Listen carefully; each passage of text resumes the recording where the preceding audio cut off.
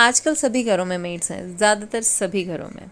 लेकिन अप्रैल मई का महीना एक ऐसा महीना आता है जबकि ज़्यादातर मेड्स जो होती हैं वो अपने अपने घर चली जाती हैं और किसी को भी ढूंढने पर भी मेड्स नहीं मिलती हैं।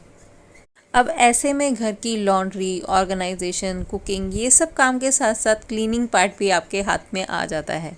अच्छा, कुछ घरों में तो सिर्फ सफाई के लिए ही मेड्स लगाई जाती हैं, लेकिन कुछ घरों में बर्तनों के लिए भी मेड्स लगाई जाती हैं। तो ऐसे में तीनों टाइम की कुकिंग के साथ में तीनों टाइम के बर्तन भी हाथ में आ जाते हैं। तो ऐसे टाइम पे जब आपके घर में मेड ना हो तो घर को कैसे मैनेज करें, कैसे अपने लिए थोड़ा सा टाइम निकालें। रात के टाइम ही मैं सारी की सारी किचन अच्छे तरीके से साफ करके सोती हूँ और बर्तन और सिंक का एरिया जो होता है वो भी अच्छे तरीके से क्लीन करके सोती हूँ, ताकि सुबह के टाइम मुझे इस झंझटबाजी में ना फंसना पड़े कि किचन साफ नहीं है या बर्तन साफ नहीं है। और जब आप सुबह के टाइम आते हो ना उठकर, तो बिल्कुल साफ किचन जब आपको दिखाई देती है तो फिर आपके मन भी शांत रहता है और आपका दिल करता है कि नए तरीके से जो सुबह की शुरुआत हुई है वो की जाए और नए तरीके से कुछ काम जो है वो किए जाएं या किचन में काम किया जाए। तो बस रात के टाइम ही मैंने अच्छे तरीके से मेरी जो किचन स्लैब है और ये जो गैस स्टोव है इसको अच्छे तरीके से स्क्रबर से भी साफ़ कर दिया है और गीले कपड़े से भी साफ़ कर दिया है और सूखे कपड़े से भी अच्छे तरीके से साफ़ कर दिया है। बस इसके बाद मैं रात के टाइम जो बचे हुए बर्तन है वो साफ़ कर दूंगी अच्छे तरीके से और बस उसके बाद में मैं फ्री हो जाऊंगी किचन से। और ये सब काम करते हुए ना घड़ी की सुइयों को ज़रूर ध्यान में रख लेती हूँ कि घड़ी में क्या बज रहा है। और ज़्यादा से ज़्यादा आधा घंटे से ऊपर मैं इस सब काम को नहीं देती हूँ। 15-20 मिनट से लेके आधा घंटा मैक्सिमम लगाती हूँ मैं इस काम में, क्योंकि काम हमारा है, हमने ही करना है उसे। चाहे आप धीरे धीरे करके सारा दिन लगा दीजिए, चाहे आप उसे फटाफट से करके अपने लिए भी कुछ समय निकाल लीजिए। किचन और बर्तनों की सफाई के बाद बारी आती है जगह जगह से सामान उठाने की, क्योंकि मेरे घर में छोटे बच्चे हैं और वो हर जगह पर थोड़ा थोड़ा सामान कहीं ना कहीं फैलाते रहते हैं। हालांकि मैंने अपनी बड़ी बेटी जो कि 7 साल की है उसको सिखाना शुरू कर दिया है कि वो जहाँ भी खेलेगी उसके बाद सामान को ज़रूर समेटेगी। अगर वो नहीं भी समेटती तो मैं उसे रात के टाइम अपने साथ में लगा लेती हूँ और वो मेरे साथ लग के सारे टॉयज़ अपनी जगह पर रख देती है।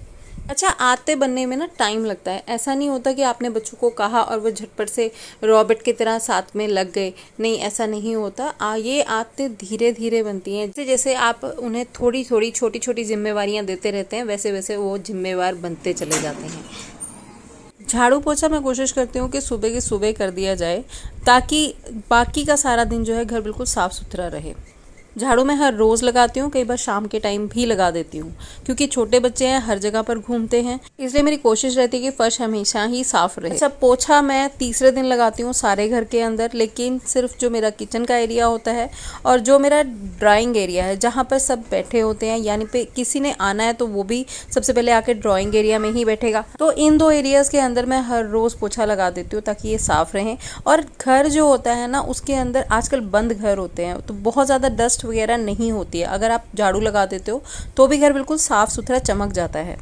वो एरिया साफ पड़े हों उनको रोज़ रोज़ पोछा लगाने की ज़रूरत भी क्या है, तो इसलिए मैं तीसरे दिन पोछा लगाती हूँ। और आज वैसे भी हर कमरे में डबल बेड रखा होता है तो आसपास का एरिया जो होता है वो बहुत ही थोड़ा सा बचता है। मेरे घर के बेड मैं हमेशा ही साफ सुथरे रखती हूँ, चद्दर वदर झाड़ के रखती हूँ, अच्छे तरीके से सेटल करके रखती हूँ। जो नहीं भी इस्तेमाल हो रहा है तो उसका मतलब ये नहीं होता कि वहाँ पर आप सूखे हुए कपड़े फेंक दो और उस कमरे को भी आप ऑक्यूपाइड कर दो। जब आपके बेड साफ सुथरे होते हैं ना, बिल्कुल साफ सुथरे दिखाई दे रहे होते हैं, तो फिर आपका कमरा वैसे भी साफ सुथरा ही दिखाई देता है।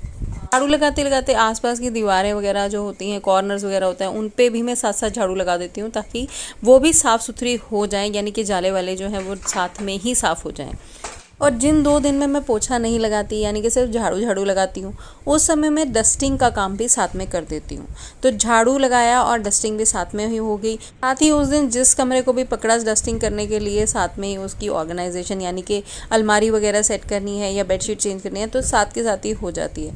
वॉशरूम भी, एक वॉशरूम मैं डेली का साफ़ कर देती हूँ। जब मैं नहाने जाती हूँ, नहाने से पहले मैं उस वॉशरूम को क्लीन कर देती हूँ।